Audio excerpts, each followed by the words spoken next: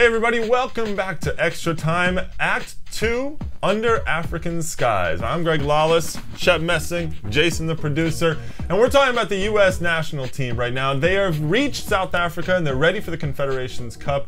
Their first game is on next Monday in Pretoria against Italy, and they've really been riding a roller coaster of late. They went down to Costa Rica last week. They lost 3-1. Shep, I know you were at that game. And then they come home to Chicago and they get a good 2-1 come from behind victory against Honduras and get the 3 points. So when you look at this past week, how do you look at it? How do you assess it? A crazy week, but I think a great week. I was in Costa Rica, a very good Costa Rican crowd, excellent team, and that game just slipped away from them. But you look at the process over a long period of time. Bob Bradley's still experimenting with players, with system, with tactics, and he did that in Costa Rica. He got the win that he needed in Chicago against Honduras. I'd be a little more critical of them after going down to Costa Rica and getting spanked. I don't think it's easy to win there. I don't think we should have gone in thinking we were going to win, but I almost think they went in there thinking, well, we're probably not going to win this. You know, and that the effort was just lacking. They were down. They didn't have that energy that you saw. It's a time to experiment, though. A Marvell win was an experiment. But is a World Cup qualifier a time to experiment? That's a question. I think it is. It is. Okay. As long as you get there. Bob Bradley and the U.S. national team, their goal is to get to South Africa. Exactly. And you know what? They're going to get there. So he's looked at over 60 players. He's going to continue to look at players.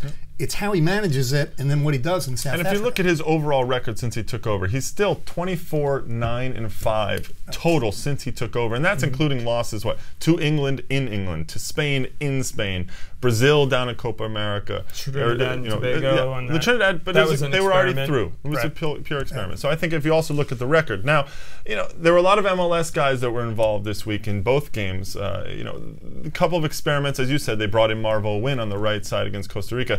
Didn't really work, not a great game, but how do we look at some of the MLS players that were also in there, Jace? I mean, Bornstein was brought in against Honduras, right? Yeah, I think Bornstein, he did well. I'm not super confident in our left back position as a whole. I think Marvell Win playing out on the right in Costa Rica, it was a good learning experience for him. I'll put it that way. That's the positive that you take from it. He knows now that he needs to be at a different level, and he's hopefully going to work himself up to that level. It was also an understandable choice considering, Marvell plays on turf up in Toronto. Sure. They wanted some speed on the outside to counter Costa Rica's speed, so it was not a bad choice out there, right? Well, talking about other MLS players, we spoke about it before. Ricardo Clark, I thought, had a superb game, and I know you agree. Yeah. Covered a ton of ground in the middle there. Against Honduras. So again, I believe Bob Bradley, it's still managing the process.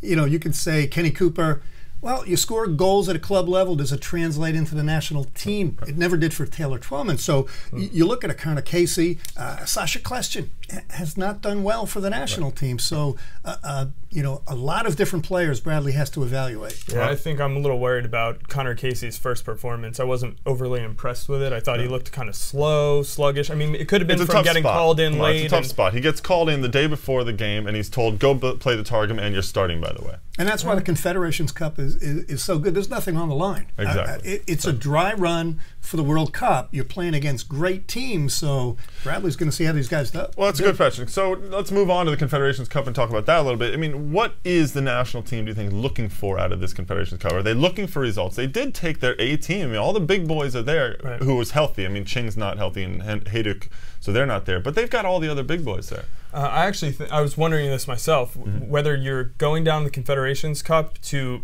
looking ahead to next year to get these guys the experience so that they're ready next year, or if you're trying to win games and show that you can compete with these teams. And I think there's definitely some differences in the lineups you could put out there.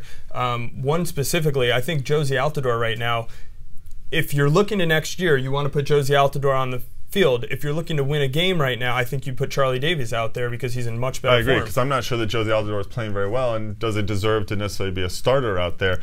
And because I think if you're trying to build him experience, he needs to get that experience at the club level, which he's not doing. You don't give him experience with the national team like that. And it's not necessarily going to Europe and all of a sudden you're going to be a better national team player. Players like DeMarcus Beasley, who have really not done well at a club level, I think it's hurt his development.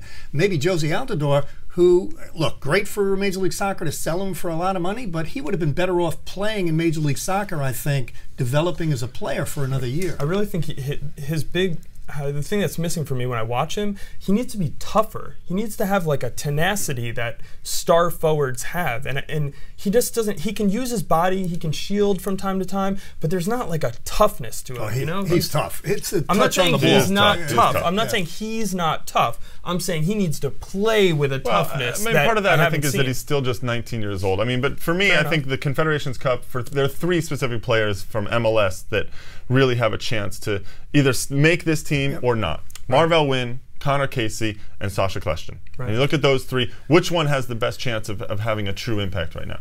Well, for me, not Marvell Wynn. I think Connor Casey, I think there's a job to be won there. But Sasha Kljestan is the key one. Right. Sasha Kljestan was a shining star last year. He has not played really well for Chivas this season, has not been consistently good for the U.S. national team. So that's the critical player out of those 3. But his versatility, I think, adds something. And if he is at the top of his game, you can kind of spread him around the midfield a little. He can play out right. He can play attacking mid. He could probably play out left if he needed to. I think he's the guy who you want to see make it onto this team. Well, we'll see how he does. The United States plays Italy next Monday in Pretoria, just outside of Johannesburg, South Africa, in their opening game of the Confederations Cup. Be interesting to see how they do. In Act 3, we're going to be looking at Chicago and see if they can stop their sudden swoon. 2 games without a win for the Fire.